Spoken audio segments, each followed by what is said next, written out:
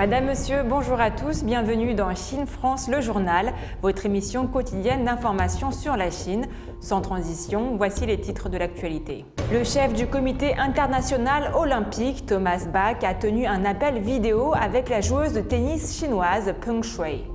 À l'approche des JO d'hiver de Pékin 2022, des travaux d'embellissement sont en cours dans la capitale chinoise. La Chine va améliorer le soutien politique des PME qui sont confrontées à une hausse des coûts d'entreprise et à des difficultés opérationnelles. Selon un rapport récemment publié, le nombre de mariages enregistrés en Chine est au plus bas depuis 17 ans. Le président du comité international olympique, Thomas Bach, a eu une conversation vidéo avec la joueuse de tennis chinoise Peng Shuai, à laquelle se sont jointes la présidente de la commission des athlètes du CIO, Emma Tero, et la membre du CIO en Chine, Li Lingwei, a annoncé dimanche 21 novembre l'instance olympique.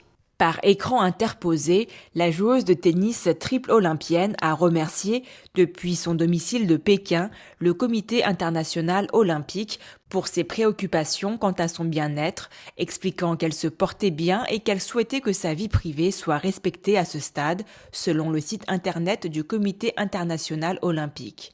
Elle a indiqué préférer passer du temps avec ses amis et sa famille et qu'elle continuerait de s'impliquer dans le sport qu'elle aime tant. La présidente de la commission des athlètes du Comité international olympique, Emma Tero, a déclaré qu'elle était soulagée de voir que Peng Shuai allait bien, ajoutant que la joueuse de tennis semblait détendue. La présidente de la commission des athlètes lui a offert le soutien du Comité international olympique et de rester en contact à tout moment à sa convenance, ce qu'elle a évidemment apprécié. À la fin de l'appel de 30 minutes, le président du comité international olympique, Thomas Bach, a invité Peng à dîner lors de sa visite à Pékin en janvier de l'année prochaine, avec Emma Tero et la membre du comité international olympique en Chine, Li Lingwei. Peng a accepté avec plaisir son invitation. À l'approche des JO d'hiver de Pékin 2022, des travaux de préparation sont en cours dans des domaines clés, notamment dans l'embellissement de la capitale chinoise avant le grand événement. Une conférence de presse sur les services et les opérations de la ville de Pékin 2022 a eu lieu ce lundi 22 novembre.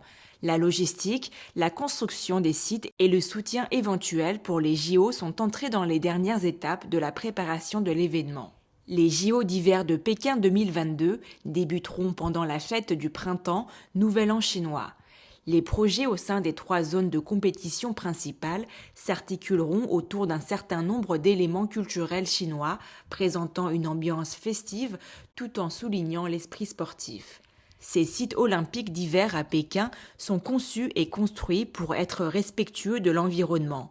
À côté des Jeux, ces sites serviront de centre de recherche pour les sports d'hiver à l'avenir. Pour contrer le risque de l'épidémie de Covid-19, le comité d'organisation a élaboré un plan systémique.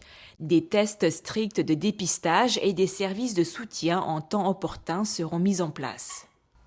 La Chine va encore améliorer les politiques de soutien pour aider les petites et moyennes entreprises à surmonter les difficultés selon une circulaire publiée par la Direction générale du Conseil des affaires d'État. Les PME sont le moteur principal du développement économique et social national, mais elles sont confrontées à une hausse des coûts d'entreprise et à des difficultés opérationnelles en raison de l'augmentation des prix des matières premières, des coûts logistiques élevés, des résurgences sporadiques de la Covid-19 et des coupures d'électricité dans certaines régions, entre autres facteurs, note le document. La circulaire décrit les politiques d'allègement telles que l'augmentation de l'aide financière, la poursuite des réductions d'impôts et des frais, ainsi que le soutien par des outils de politique financière de manière flexible et précise. Les PME du secteur manufacturier seront autorisées à reporter le paiement de certains impôts pour le 4e trimestre, tandis que les petites et les micro-entreprises, gravement touchées par la pandémie, les inondations et la hausse des prix des matières premières, bénéficieront d'un soutien accru en matière de prêts. Tous les départements et les autorités locales doivent assumer de nouvelles responsabilités, procéder à des changements et à des innovations audacieuses, aider les PME à faire face aux difficultés et veiller à ce que toutes les politiques et mesures soient bien prises en œuvre selon la circulaire. La deuxième phase de la construction du terminal 2 de l'aéroport Haikou couvre environ 300 000 mètres carrés avec 110 comptoirs d'enregistrement. Son achèvement favorisera le développement du tourisme et de la logistique aérienne de la zone franche de Hainan. Le projet d'extension de l'aéroport international de Melan est prêt à être fini le 2 décembre 2021. L'annuaire statistique de Chine 2021, récemment publié sur le site officiel du Bureau national des statistiques, a divulgué les dernières données sur l'enregistrement des mariages en 2020. Ce nombre a atteint un niveau bas record en 17 ans. En 2020, le nombre total de mariages enregistrés dans les statistiques officielles en Chine était de 8,143 millions de couples, soit une baisse de 1,13 million de couples par rapport à 2019. Il s'agit de la 7e année consécutive de baisse depuis qu'il a atteint 13 469 300 couples en 2013 et il a également établi un nouveau niveau bas record au cours des 17 dernières années depuis 2003. Parmi les 8,143 millions de couples enregistrés pour mariage en 2020, le nombre de résidents de la partie continentale s'élevait à 8,126 millions, tandis que le nombre de mariages liés à l'étranger s'élevait à 17 400, ce qui était également un record depuis de nombreuses années.